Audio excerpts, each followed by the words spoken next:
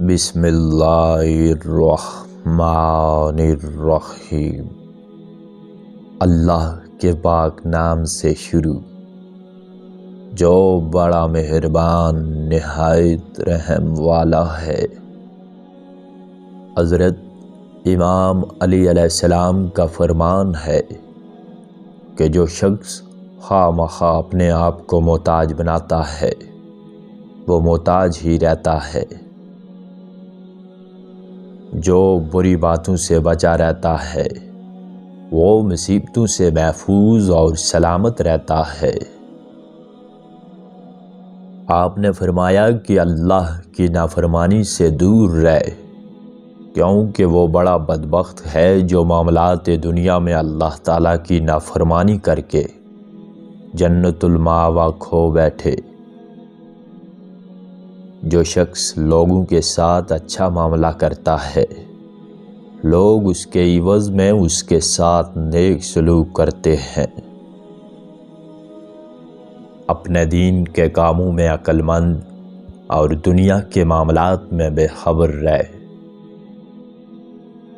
حضرت علی علیہ السلام نے فرمایا کہ مجھے اس شخص پر رحم آتا ہے جس کی شہرت یہ ہو کہ وہ نیک ہے اور وہ در حقیقت برا ہو۔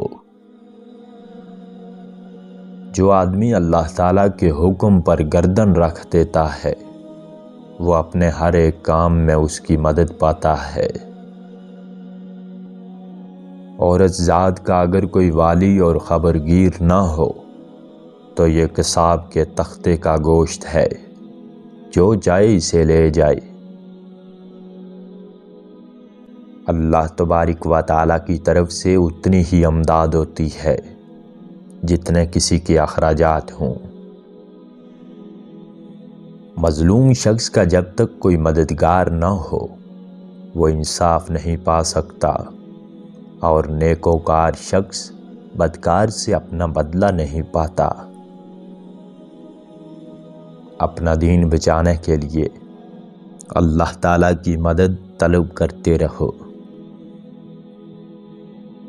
اپنے دل، ہاتھ اور زبان سے اللہ تعالیٰ کے دین کی مدد کر۔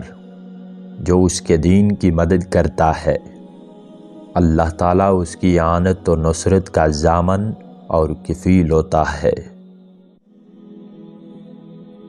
جو شخص یتیموں کی خبرگیری کرتا ہے اللہ تعالیٰ اس کے بچوں کی خبرگیری کرے گا۔ جو شخص اللہ تعالیٰ سے مدد چاہتا ہے اللہ تعالیٰ اس کی ضرور مدد فرماتا ہے۔ نیکوکار اول تو ٹھوکر نہیں کھاتا، اور اگر کہیں ٹھوکر کھائے تو کوئی نہ کوئی سہارا اسے ہاتھ میں آ جاتا ہے۔ لوگوں پر انعام کر کہ وہ تعریف کریں، اور اپنے مطلوب کو تلاش کر تاکہ آ کر ایک دن مل جائے گا۔ ایمان لا کہ عذاب الہی سے نجات پائے، لوگوں کی مدد کر کہ وہ تیرے معاون ہوں۔